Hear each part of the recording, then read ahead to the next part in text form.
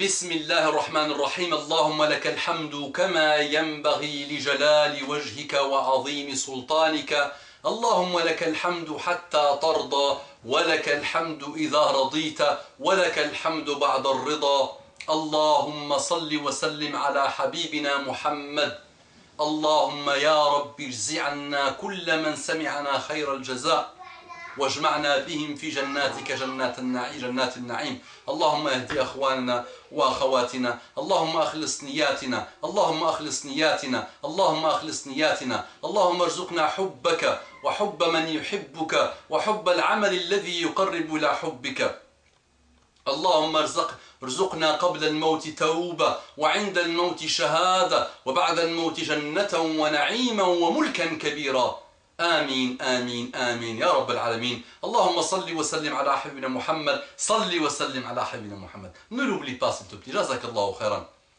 Salam alaikum wa rahmatullahi wa barakatuh. Que la paix d'Allah subhanahu wa ta'ala, sa miséricorde et ses bénédictions soient sur vous, mes frères et sœurs partout dans le monde. Bonjour mes frères et sœurs en humanité. L'histoire de qui est arrivé al-Bashir, le père de Abu Hanifa al-Nu'man ibn Bashir. Le père de Abu Hanifa al-Nu'man, وما أدراكم ما أبو حنيفة النعمان الشيخ الأعظم, vraiment un grand cheikh, celui qui a fondé le premier madhab, le madhab al-Hanafi, un phénomène de science, une montagne de science, de bon comportement, de cœur vide de dunya, d'enseignement, de noble caractère, un cheikh énorme. Un jour, son père, Bashir, était en train de marcher. Et il était jeune, mais jeune, nasha'a fi ibadatillah. Tara'ra'a fi ibadatillah. Imagine un jeune quand il grandit dans l'adoration d'Allah subhanahu wa ta'ala. Imagine ce jeune quand il a eu des parents qui ont eu le réflexe de l'éduquer, une vraie éducation musulmane. Donc il est passé à côté d'un champ. Et il voit une pomme il a repéré une pomme qui sortait d'un arbre du champ, mais qui pouvait la prendre avec sa main. Il penche comme ça, il prend la pomme et il mange, il croque. Et subhanallah, dès qu'il a croqué une seule fois, il s'est rappelé de hadith de Muhammad sallam où il dit, il nous est interdit de prendre quelque chose sans l'autorisation de son propriétaire. Il y a un hadith qui dit ça. Donc si tu n'as pas l'autorisation, tu n'as pas le droit de prendre. Donc imagine nous qui travaillons, parfois dans des usines, parfois dans des bureaux, et on prend un stylo, on le met dans la poche, on prend un timbre, on prend un cahier, on prend des feuilles, on prend des choses sans l'autorisation de celui qui nous emploie. Chacun malheureusement se connaît et sait le niveau de bassesse dans lequel nous sommes tombés, alors que c'est strictement interdit. Tu dois demander l'autorisation du propriétaire avant de prendre, avant de te servir. Donc là, quand il s'est rappelé de ce hadith, il a arrêté. Mais il est devenu malheureux. Et il est parti chercher le propriétaire du champ. Toc, toc, toc. Le propriétaire sort et lui dit, voilà, j'ai fait quelque chose et je suis vraiment désolé, je m'en excuse. J'ai pris une pomme et j'ai mangé une seule fois. J'ai croqué une seule fois. Sans te demander ton autorisation et je voudrais que tu me pardonnes. Le propriétaire lui dit, je te pardonne, mais à une condition. C'est que tu acceptes de te marier avec ma fille. Et ma fille est amya'u, samma'u, kharsa'u, qa'da'u. Donc ma fille est aveugle, sourde, muet, handicapée. Elle ne marche pas. Donc je te pardonne à cette condition.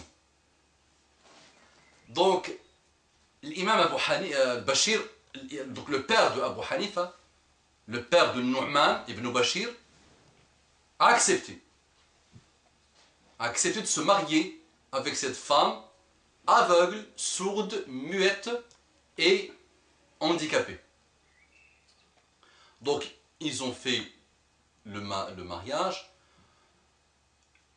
le contrat de mariage a été fait, et donc le Bachir, l'imam Abu Hanifa, il s'est dit, bah, c'est pas la peine, je vais pas prendre une lampe pour rentrer dans ma chambre avec elle, puisqu'il n'y a rien à faire, la pauvre, il est complètement handicapé, qu'est-ce qu'on va faire avec elle? Il n'y a rien. Il s'est dit, bah, il vaut mieux que je dorme, sans la lampe, sans rien, je rentre dans la chambre, je dors, ça fait, il n'y a rien à faire. Donc là, il entend « Salamu alaykum wa rahmatullahi wa barakatuh ». Il fait comme ça, qu'est-ce qui se passe? Qu'est-ce qui se passe? Il entend, deuxième fois « Salamu alaykum wa rahmatullahi wa barakatuh ». Au départ, il n'a pas cru ses oreilles, il a cru que c'était quelque chose qui parlait dans la langue. Et donc, il a mis la lampe, et là, il a vu une fille, masha'Allah, belle, que son épouse était belle. Et là, il a dit, la fille, peut-être ton père m'a menti. Peut-être tu as une deuxième sœur. Parce que moi, il m'a parlé de toi en étant une fille aveugle, muette, sourde et handicapée. Et la fille lui dit, je suis fille unique. J'ai pas de sœur. Et mon père ne t'a pas menti. Donc il dit, mais comment? Et bien, il lui a dit, la fille répond, je suis amia, je suis aveugle de tout ce que Allah n'aime pas. Donc avec mes yeux, je ne regarde pas le haram. Je suis sourde de tout ce que Allah n'aime pas. Avec mes oreilles, je n'entends jamais le haram. La médisance et tout ce qui suit. Je suis kharsa, je ne parle jamais pour dire des choses qu'Allah n'aime pas. Et le hadith dit Man kana yu'minu billahi wal yawmil akhir falyaqul khayran aw liyasmut. Celui qui croit en Allah subhanahu wa ta'ala et au jour dernier, le jour du jugement dernier, qu'il dise du bien ou qu'il se taise. Et je suis qa'da'u, handicapé, c'est que je ne marche jamais, je ne me dirige jamais, je ne pars pas vers les destinations de haram ou des choses pas bien.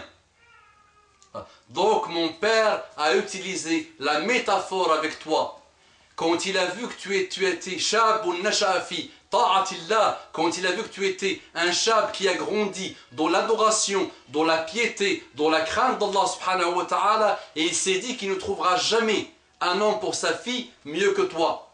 Et c'est pour ça qu'il a utilisé cette métaphore avec toi pour te dire que tu mérites une femme de ce calibre, de ce niveau. Et ces deux-là, imaginez ce niveau qui a engendré Sheikh al-A'zam, un des plus grands sheikhs, le premier imam, l'imam Abu Hanifa, le fondateur de l'madhab al-Hanafi. Voilà, soumettons-nous à Allah subhanahu wa ta'ala, ayons peur d'Allah subhanahu wa ta'ala, essayons de trouver son chemin, faisons l'effort pour que Allah change ce qu'il y a en nous. Implorons Allah subhanahu wa ta'ala. Mettons le climat nécessaire pour que nos enfants grandissent dans ta'atullah. Parmi ceux qui seront ombragés sous l'ombre d'Allah subhanahu wa ta'ala, le jour où il n'y aura pas d'ombre sauf celle d'Allah subhanahu wa ta'ala, c'est shabun nasha'a fi ta'atillah. Un jeune qui a grandi dans l'adoration et dans l'obéissance d'Allah subhanahu wa ta'ala.